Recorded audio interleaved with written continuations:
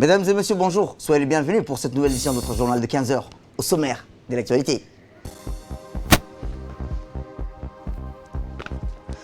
À la une dans l'actualité nationale, le président de la République s'entretient par visioconférence avec le président directeur général de la China Merchant Group.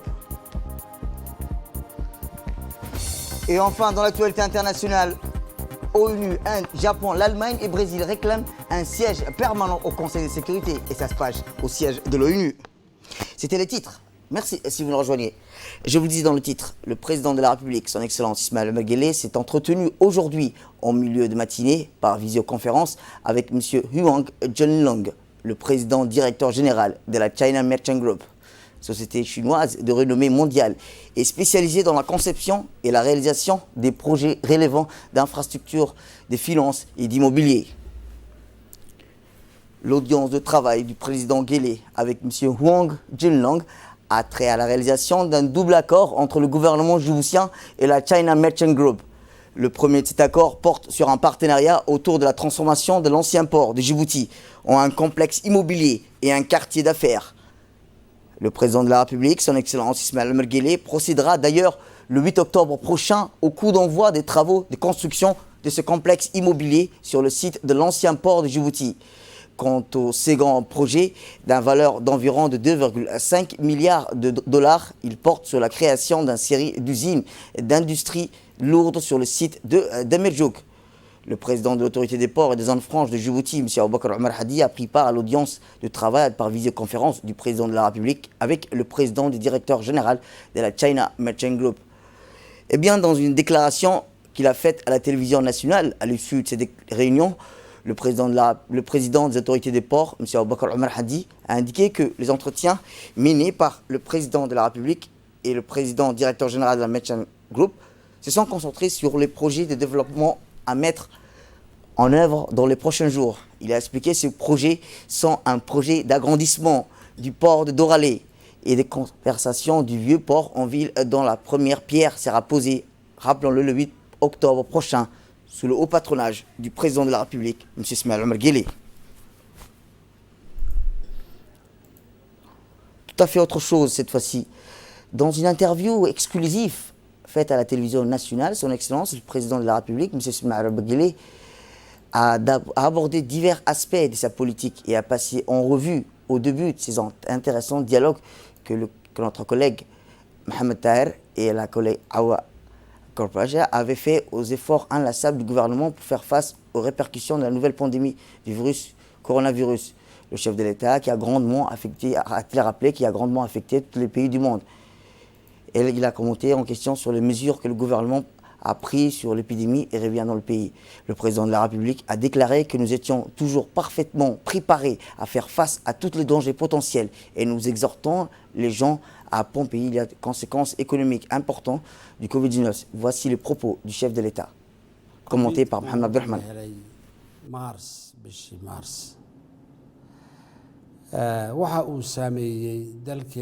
Nous devons rester vigilants à propos du Covid-19, ce qu'a déclaré en substance le président de la République dans une interview exclusive accordée hier à la RTD à l'occasion de la rentrée politique.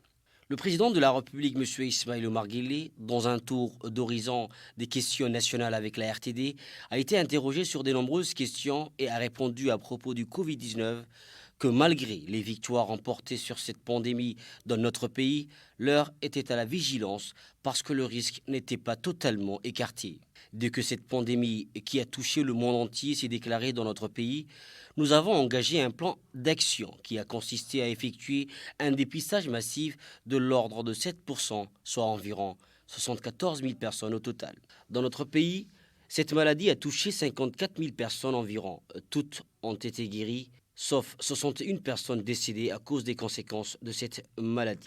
Nous avons engagé nos fonds propres de l'État, à quoi s'est ajoutée une part non négligeable de la solidarité nationale, que ce soit des sociétés privées ou étatiques. Pour l'heure, je peux dire que nous maîtrisons la situation sanitaire à propos du Covid-19, mais la vigilance reste de mise pour la simple raison que la pandémie n'est pas totalement éradiquée et qu'elle peut, à l'exemple de certains pays, ressurgir à tout moment.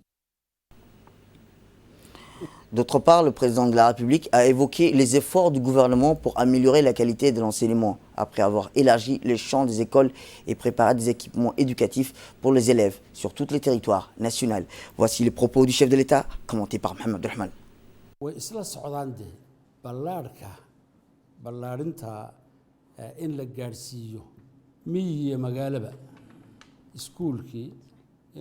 Le président de la République a été interrogé par nos collègues Mohamed Dahir et Awa Abdi sur de nombreuses questions d'intérêt national comme l'éducation nationale,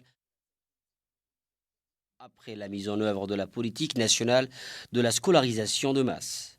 À ce propos, le président de la République a indiqué que les deux, la qualité et la quantité, vont de pair. Il a indiqué que l'État a mis en œuvre tous les moyens afin que chaque enfant djiboutien puisse bénéficier d'un enseignement approprié jusqu'à dans les coins les plus reculés du pays où l'État a construit des écoles, ce qui a pour objectif d'éduquer tous les enfants djiboutiens. La recherche de la qualité de l'enseignement suit également son cours normal dans des programmes engagés par le ministère de l'Éducation nationale que je félicite au passage.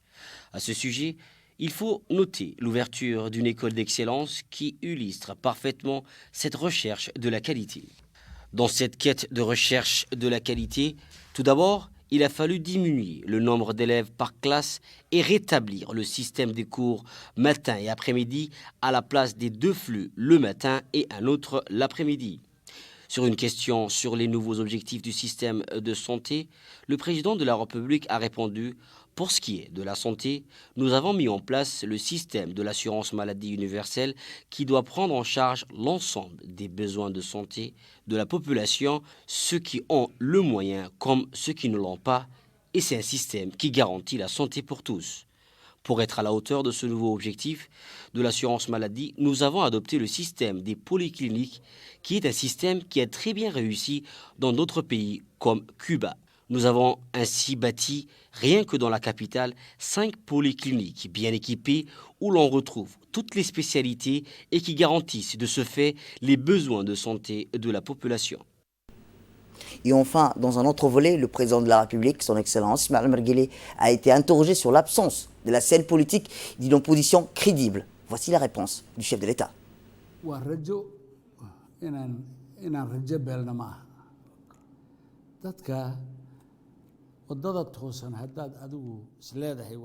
À propos d'une question sur l'absence d'une opposition politique sur la scène nationale, le président de la République, M. Ismaël Merguele, a indiqué que l'exercice d'une politique d'opposition est toujours bénéfique au pays parce que ce n'est qu'avec la conjugaison de toutes les visions politiques que l'on peut avancer.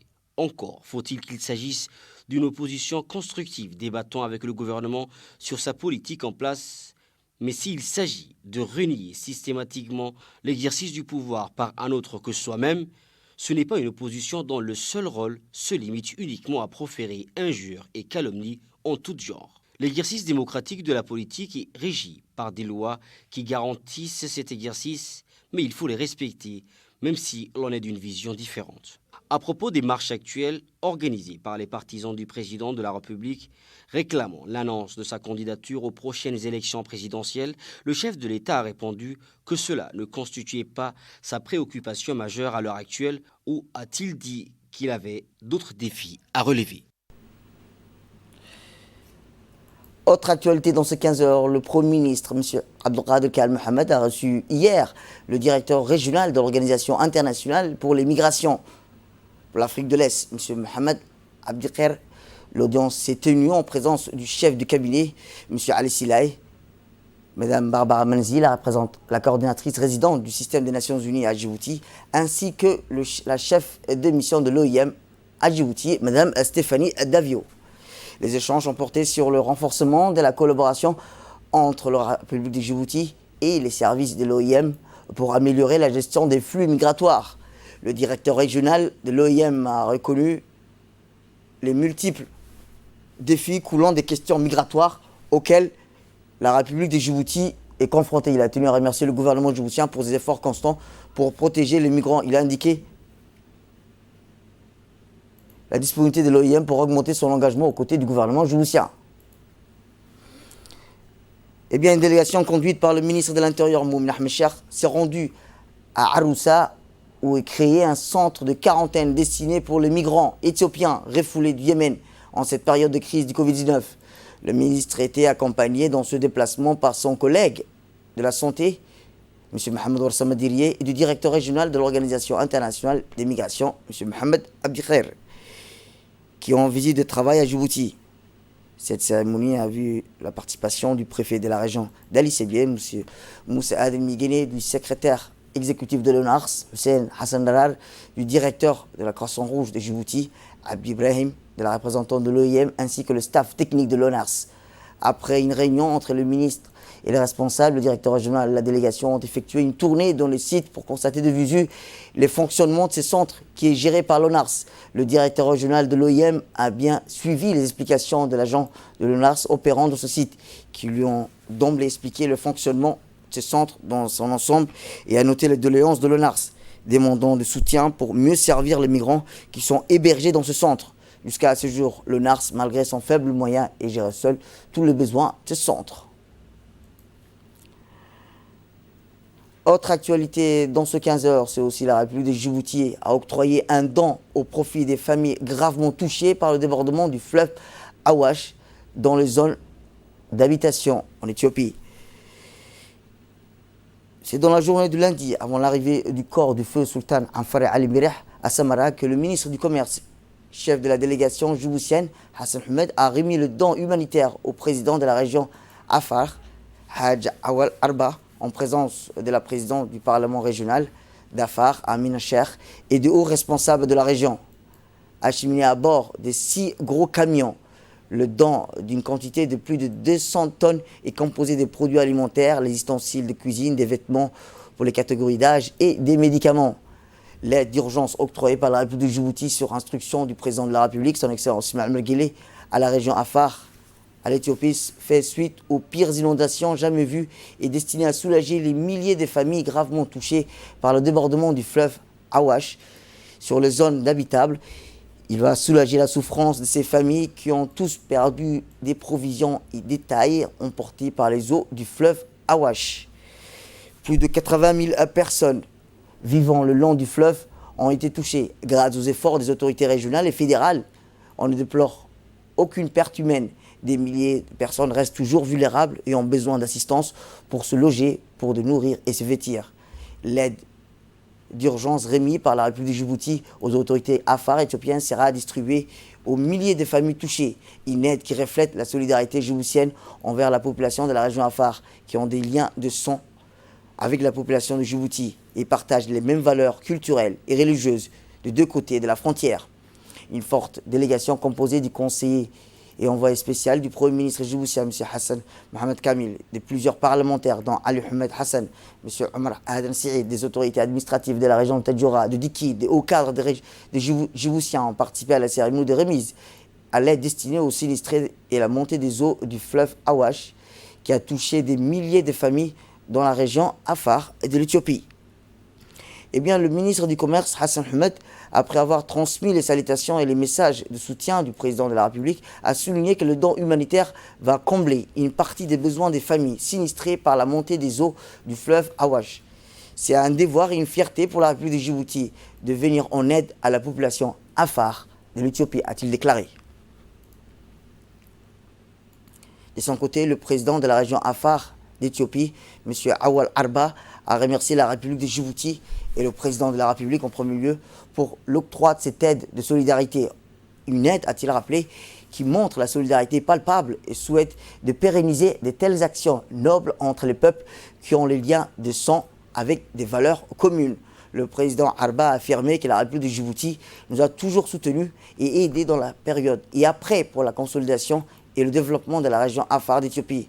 Nous sommes conscients que cette marque de solidarité et entraide sera pérennisée à l'avenir dans les deux sens en cas de besoin. Il a enfin souhaité la bienvenue à la délégation djiboutienne qui séjourne dans leur deuxième pays.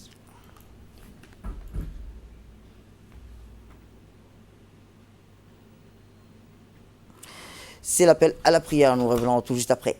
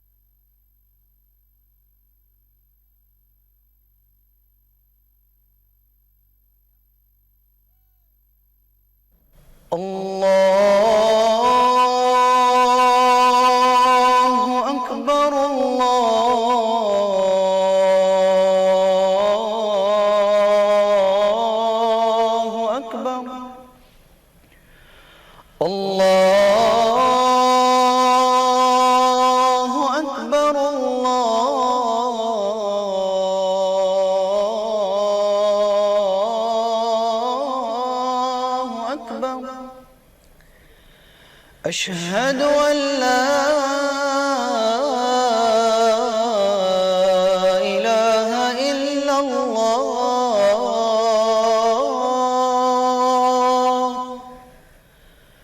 أشهد أن لا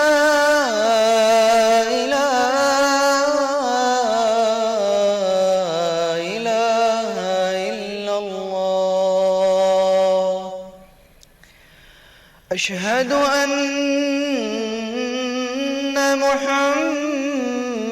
محمد رسول الله أشهد أن محمد رسول الله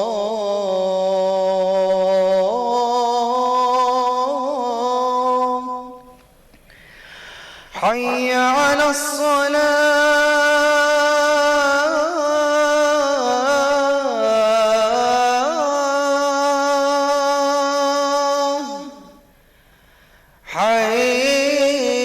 حي على الصلاة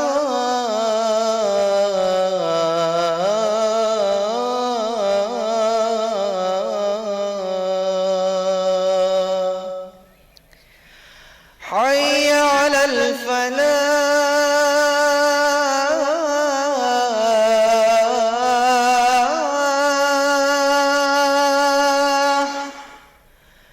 حي على الفلاح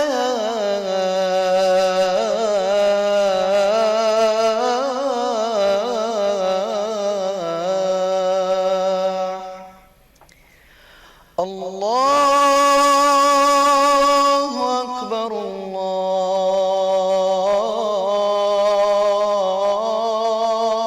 الله أكبر لا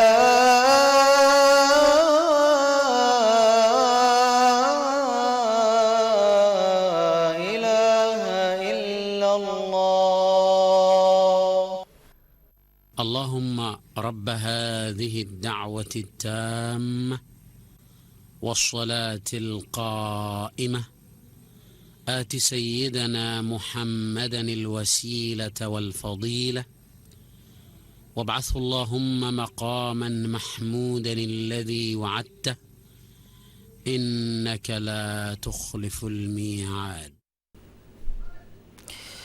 C'était l'appel à la prière. Et nous revenons à notre journal. C'est avec une immense tristesse que nous avons appris le décès, a-t-il rappelé, de feu Mohamed Ouzbo, père de notre ambassadeur à Cuba, Nasser Mohamed Ouzbo. En cette circonstance douloureuse, le ministre des Affaires étrangères de la coopération internationale et l'ensemble des cadres du ministère présentent leurs condoléances à toute la famille et aux proches du défunt. Fin du communiqué. Et depuis la perfection de la proximité entre la gendarmerie nationale et la population djiboutienne, les projets délictueux de certains malfaiteurs avides d'argent facile ne cessent de tomber l'un après l'autre. Dans ce contexte, les gendarmes de la brigade Cheikh Moussa obtiennent des renseignements regroupés faisant état de la vente des sacs de blé périmés à des commerçants de la place.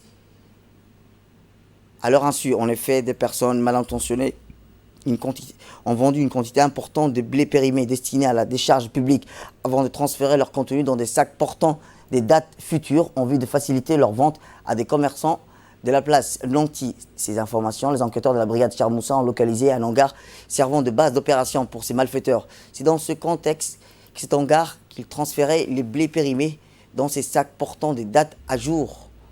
Ainsi, le 22 septembre 2020, vers 14 h, les gendarmes de la brigade Cheikh Moussa ont effectué une descente sur le dit hangar. Sur place, 7 individus ont été interpellés en flagrant délit de couture de sacs et de blé périmés. Au cours de cette opération, plus de 500 sacs et 50 kg chacun, soit au total 25 tonnes de blé périmé, ont été saisis. Par ailleurs, une machine à coudre électrique, un groupe électrogène ainsi que des sacs vides portés des dates futures ont également fait l'objet d'une saisie. A noter que les laboratoires national d'analyse alimentaire, autrement dit son acronyme LANA, a été avisé de cette saisie en vue d'effectuer des analyses déterminer le degré de péremption de ce blé. Les individus interpellés ont été placés en garde à vue et seront déférés devant la justice pour répondre de leurs actes. Quant aux 500 sacs de blé périmés saisis, ils seront détruits par le feu, selon la procédure à l'issue des instructions des autorités judiciaires. Et dans l'actualité internationale, au Nigeria, au moins 23 personnes sont mortes dans un accident de camion-citerne. Le président nigérian Muhammadu Buhari a annoncé plutôt la mort de ces 23 personnes tuées hier dans un incendie provoqué par l'accident d'un camion-citerne chargé de carburant qui s'est renversé sur une route très fréquentée dans le centre du pays. Du carburant s'est renversé sur une autoroute très fréquentée à Lokoja, la capitale de Kogi. Le chauffeur aurait fait une sortie de route après que les freins plutôt ont lâché. De nombreux véhicules dans un bus transportant des étudiants ont pris feu dans l'incendie. Le gouvernement de l'État, Yahya Bello, a exprimé son soutien aux victimes de leurs proches. Le bilan pourrait s'alourdir alors que les accidents de ce type sont fréquents dans ce pays, premier producteur de pétrole en Afrique. Et je vous le disais, dans l'actualité internationale, l'Inde, le Japon, l'Allemagne, le Brésil ont réclamé en marge de l'Assemblée générale de l'ONU un siège de membres permanents dans un conseil de sécurité élargi, une demande ancienne qui a cependant peu de chances d'aboutir à court terme. Le thème de l'élargissement du Conseil de sécurité avec plus de membres permanents et non permanents est très souvent évoqué par les pays participants à l'Assemblée générale annuelle de l'ONU depuis le début de la semaine. Le Conseil actuellement est formé de 5 membres permanents dotés d'un droit de veto, les États-Unis, la Russie, la Chine, la France, le Royaume-Uni, et 10 membres non permanents renouvelés par moitié tous les 5 ans. Tous les ans, qui siègent pendant 2 années. Dans ce cadre, l'Allemagne est membre non permanent du Conseil jusqu'à la fin de l'année, tandis que l'Inde doit y prendre un siège également membre non permanent en janvier. La réforme du Conseil de sécurité est discutée à l'ONU depuis 2005, mais sans avancée majeure jusqu'à présent. C'est tout pour cette édition. Merci à vous de nous avoir suivis. Restez avec nous pour la suite de nos programmes télévisés et bon week-end à vous.